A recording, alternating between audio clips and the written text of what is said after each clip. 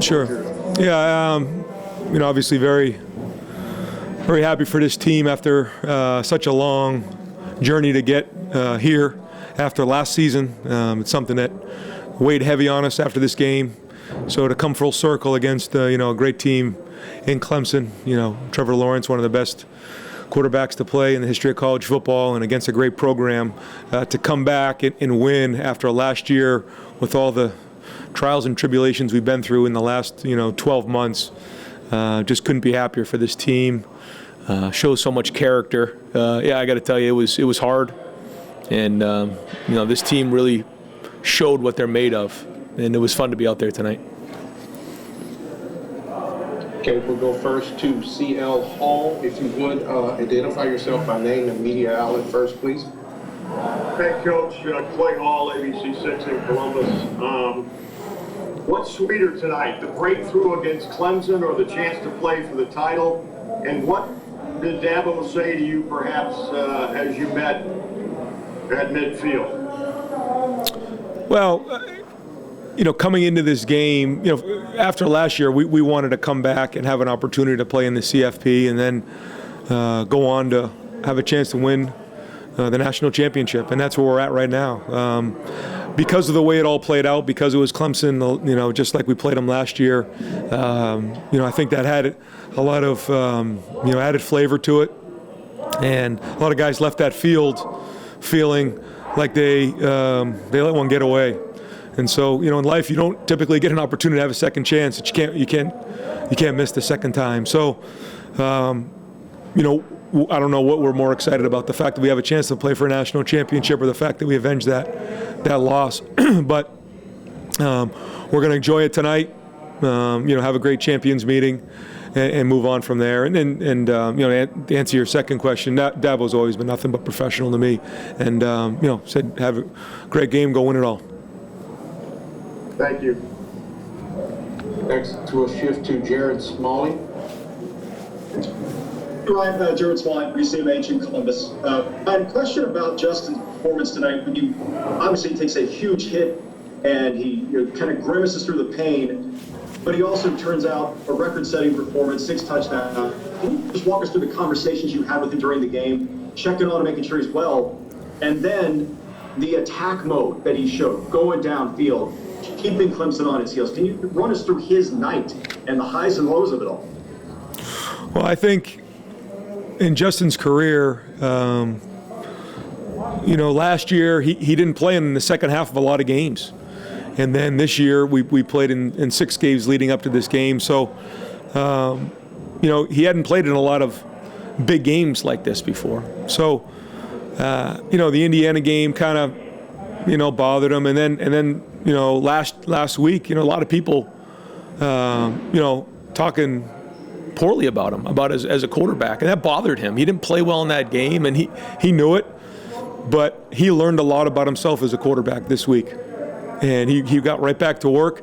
He felt sorry for himself for 24 hours, and the conversations we had was, you go out and play good in this game and you win this game, nobody's going to remember the Big Ten championship game. They're going to remember this one, and they'll remember it for a long time in the history of Ohio State football. And what does he do? He goes out and throws 6 touchdown passes. He takes a really tough hit, and he just looked at me and I said, "How you doing? You going to be able to make it?" He said, "I don't have a choice. I have to." And at that point, we had to kind of figure out what he couldn't do for a little while, and we kind of figured that part of it out. He couldn't do everything, but what a gutsy performance! What a tough and special young man Justin Fields is. Next, we'll go to Dennis Dodd. Hey, Ryan, congratulations. Could you tell us how bad the ribs were? Were they sprained? Were they broken? Were they sore? And what kind of treatment did he get at halftime to be able to come back out there? Yeah, I don't know exactly what it was. I said, "What happened?" He goes, "I took a shot and it kind of hurts over here." I said, "Okay, well, why don't you go get with the doctors and we'll kind of figure that part of it out." I knew he's tough. I will get an assessment here, tonight, maybe into tomorrow, and figure out exactly what it was and what happened. But I really don't know. I just asked, "Can you do it?" He says yes, and we kept rolling from there. Next, we'll shift to Bill Rabinowitz, Columbus Dispatch. Hi, Ryan. Congratulations. I know it's hard in this moment to kind of put perspective on things, but Ohio State had not won a playoff game since 2014. It was Alabama and Clemson that had kind of risen to the top. How big was this for the program to get over this hump, to beat Clemson, and now be able to do what you have a chance to do? I think it's huge. I think it's huge. Now we still have another game to play, and this thing's not done yet. But I do think this was big for us. This was a statement for us as a program to win a CFP game, especially after what happened last year, and to play the way we did. It means a lot for our program. But we're not done. We got a lot of work to do. We've got to get on this film, figure out some things to adjust because we got a really talented Bama team that we got to go play. Next up, we'll have a question from Tim May. Thank you very much. Hey, Ron, I'm going to squeeze two in here real quick. Number one, of all the sights you saw from Justin tonight, which is the one that will stick with you? Maybe I'll just leave it at that, but what's the one from your unique vantage point that will stick with you from this performance? I think it was kind of a blur, but there was a time in there when I guess he came off the injury, went back in, and then threw the touchdown pass. Was it to Ruck maybe? Yeah. I mean, he was like, I'm like, can you throw? And he says, I think I can. I say, well, here we go. We got to go. You got to give me some information. He said, I think I can do it. And he throws a frozen rope in there, and he's kind of holding himself as he runs off the field. I was thinking to myself, this kid is tough. I mean, he comes back for the Team Up North game last year, from the knee injury. He does it again in this game. So much of being a great quarterback is being tough. And he's tough. Number 11 ranking, they've only played 6 games. Next, we'll shift to Nathan Bird with Cleveland.com. And remind everyone, please mute your mic if you don't have the floor. Extra motivation, extra ways that I think touched on this a little bit. Hey, Nathan, hang on one sec. Someone's got to get muted here. I can't hear. I think it's really important to be gracious and big games. I think it's coming in from the other interview. Okay. We good? Yeah, I think we can hear now. I think we're good now. Okay. Nathan, are you? I'm here. I was just saying that when we talked to Justin earlier in the week, he seemed to have kind of a little bit of an edge to him, maybe in a way that we don't usually see from him. What did you kind of get from him just in terms of demeanor and just sort of his conviction or whatever in this last week to 10 days? Well, he had an edge to him. I mean, this is a competitive guy that has had a lot of success. So to come off of that game, not playing his great game, I mean, that doesn't sit well with him. And he doesn't like, hearing people talk, ill will about him. And so it didn't sit well with him at all. He had an edge to him all week, and that's what great competitors do. So really cool to see. Next up, we'll have Rob Aller. Hey, Brian. Coaches always say they never know what they're going to get till game day, but every facet of your team tonight was on fire. When did you know that was the way it was going to be? I don't know. Maybe midway through, I guess right around the second quarter, I guess. I mean, it wasn't a great start. We went 3 and out, 3 in Gatorade, and they're going right down the field and scoring. So we kind of got some rhythm going. I felt like we had a pretty good rhythm calling the game. Kind of caught them off guard, I think, a little bit early on. And then Justin started to get into his rhythm. Certainly got a little concerned when he took that shot. So it was somewhere there, beginning of second, midway through the second. Again, it all becomes a blur to me. But when we probably scored, we got into that 21 range right there. And the defense started getting some stops. He started to feel like maybe we got a chance to really, roll in this game. I even meant coming into the game. Did you know, sort of? No. These guys were prime? No. I mean, you don't know. We hadn't really played a team like Clemson coming in. We hadn't played a lot of games. We hadn't played our best game on offense. We hadn't played our best game on defense. We hadn't played our best game on both sides.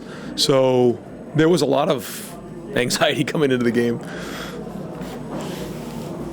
Next, we'll go to Austin Ward with Letterman Row. Ryan, I know everybody on your roster had a unique journey and a lot of adversity, but for Chris Olave, the way he walked off the field last year, missing the game 2 weeks ago, that has to be special for him and for you to see him do that. How important is he just to the overall success of this team? Oh, yeah. I mean, that game didn't sit well with him, the way he came off that field. And how many times did he have to watch that play? He and Justin watched that play over and over again, of the kid Turner getting that touchdown at the end of the game. I mean, it just made him sick. And they're such great competitors that they were hungry, that they wanted to come back and win. And so, we were really nervous that, when he went down with COVID, we weren't going to get him back. He didn't really practice fully, so it was a little dicey going into the week, but started to get his legs back underneath him towards the end of the week, and then comes out and plays the way he does in a big spot. I mean, one of the more clutch players, I think, as a receiver, and maybe the history of Ohio State football when you think back on it. And, wow, what a player he is. Next we'll shift to Dan Hope with the 11 Warriors. Ryan, when you consider all the different, aspects of tonight, where does this performance by Justin Fields rank among the quarterback performances you've seen? As high as I can think of right now. I mean, I'm coming off the game, so I'm a little biased. But for him to come in and play like this against his defense, amazing. He was 22 of 28. A couple of those throwaways. The interception, that was my fault. I should have run the ball. I shouldn't have put him in that spot. 385, 6 touchdowns. Yeah, I don't know if there's a better game, but I'm obviously biased right now coming off the field after the way he played.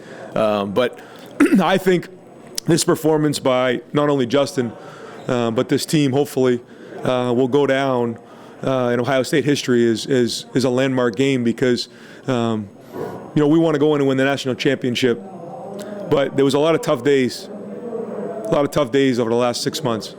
And this team stuck together, and the people of Ohio and Buckeye Nation and all the people who love the Buckeyes, I hope they were able to at least watch the game tonight and get away from what a crazy year this has been and celebrate this game with us, because that's a huge part of why we do what we do, even though we haven't been able to see them. Maybe there's some young kids out there who want to be like Justin Fields and Chris Olave and Tuff Borland and Jonathan Cooper, and that's what this thing's all about. We have time for 2 more questions. We'll go first to Stephen Hellwagen. Yeah, Coach, tremendous right there. And I think a lot of people appreciate that. I want to ask about your defense. In the first half, they gave up the 2 late touchdowns, and then you got one stop after another and kept them at bay, allowed you to build the lead and get the cushion you needed to win this thing. I thought the game plan was excellent by our defensive staff. I thought our defensive players really spent a lot of time putting it on the field, and they executed at a high level. I thought our D-line was awesome. I thought the plan going in was excellent. That we knew they were going to make plays. We stuck together, though. We didn't flinch when they got a couple of touchdowns, and we just kept going after them. And again, was it perfect? I don't know, but it was gutsy, and they played really good. And we played complimentary football tonight. And when you go up the way we did, kind of you're hanging on a little bit at the end. And I thought what our defense did a good job of it. They didn't give up the big play. They kept it in front. They kept making them go one more play, one more play, one more play. And that's the idea. And I think we learned our lesson from that Indiana game there. And because of that, we were able to play the way we did and finish the game the way it should be. Our final question for Coach Day will come from Brendan Gulick from Buckeyes Now. Hey, Coach, I'd like to ask you about Trey Sermon.